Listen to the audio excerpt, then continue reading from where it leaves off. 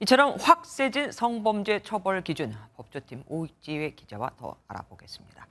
오 기자, 네. 바뀐 내용 중 가장 눈에 띄는 게 성적 수치심이 성적 불쾌감으로 바뀐 겁니다. 사실 이 단어에 대해서 불만 여론이 참 많았죠. 네, 맞습니다. 적잖은 성범죄 피해자들 그동안 용기 내서 신고를 하러 갔다가 너 왜 이렇게 당당하냐 이런 시선을 견뎌야 했고 또 수사기관에 가면 얼마나 부끄러웠는지 이걸 답해야 했습니다.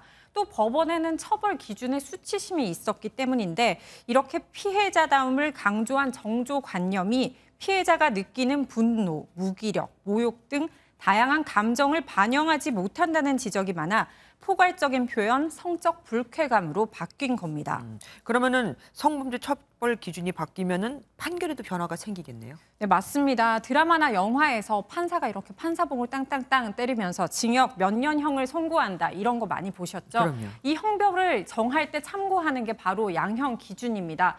이 기준과 다른 판단을 내리려면 판결문에 그 이유를 설명해야 하기 때문에 그동안 잘못된 인식을 아마 많이 바꿀 수 있을 것이란 기대가 있습니다. 네, 또 형을 깎아주는 그 참작 사유라는 것도 많이 줄어든다면서요. 네, 맞습니다. 지금 표 준비했는데요. 보시는 것처럼 고령인 성범죄 가해자도 꾸준히 늘고 있습니다. 판결문을 보면요. 피고인이 70대의 고령인 점을 감안하여 이런 표현이 적잖게 있는데요. 고령이라서 처벌 수위를 정하는데 이렇게 양형을 방영해 집행유예로 풀려나는데 그래서 공분을 사는 경우가 좀 많았죠. 맞아요. 네. 그래서 요즘 시대에 도대체 몇 살이 고령이냐 이것도 논란이 되는데요. 그렇네요. 양형위도 그 의미가 불명확하다며 이렇게 판결을 했습니다. 그리고 뺐고요. 또 피해 회복을 위한 진지한 반성 부분도 삭제를 했는데요. 그동안 피해자인 내가 용서하지 않았는데 도대체 누가 누구를 용서하냐며 판사가 가해자의 합의 노력을 반영하는 부분도 꾸준히 논란이 됐었죠. 네. 그런데 이제는 오로지 피해자 처벌 의사로 감경을 받을 수 있게 된 셈입니다. 하지만 어쩔 수 없이 선처를 부탁해야 되는 경우도 있습니다. 뭐 친족 같은 경우 말이죠. 네, 맞습니다. 법무부 자료도 준비했는데요. 친족 간 성범죄 수도 꾸준히 늘고 있습니다. 특히 친족 성폭력이 전체 성폭력의 10%를 웃돌고 있는데 아유. 이에 대한 국민적 법 감정과 실제 처벌의 간격이 컸다는 지적입니다.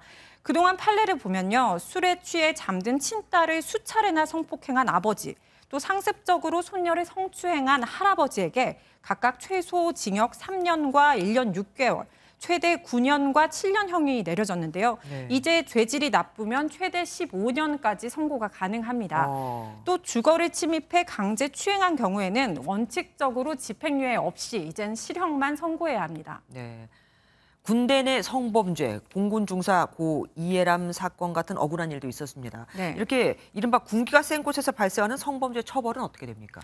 네, 그동안 양형 기준은 계급과 서열에 따라 지휘 관계에 있는 자만 이렇게 범행에 취약한 자로 판단을 했는데요. 네. 군대 내에서 군대 등 또 지휘 관계에서 지휘 감독 관계로 적용 대상이 넓혀졌습니다. 네. 또 의미 있는 게 2차 가해 부분인데요. 성범죄 가해자가 합의를 시도하면서도 피해자에게 압력을 행사하거나 또 불이익을 주고 모욕적 발언, 집단 따돌림을 한 경우에도 처벌이 강화됩니다.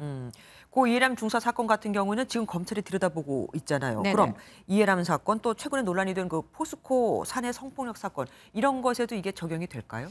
네, 당장 바뀐 양형 기준은 당장 적용되지는 않습니다. 오는 10월 1일부터 재판에 넘겨진 사건에만 이게 적용이 되는데요. 그래서 두 수사 상황은 좀 더 지켜봐야 할 것 같습니다. 그러면은 이미 재판이 시작됐어도 네. 10월 이후에 2심 재판이 열리거나 3심이 열리면 그때는 적용될 수 있습니까? 그것도 마찬가지로 해당이 안 되는데요. 그 재판에 추가 혐의가 기소돼야 해당이 됩니다. 이게 안타까운 분들도 꽤 많겠네요. 지금까지 오지혜 기자와 함께했습니다. 고맙습니다.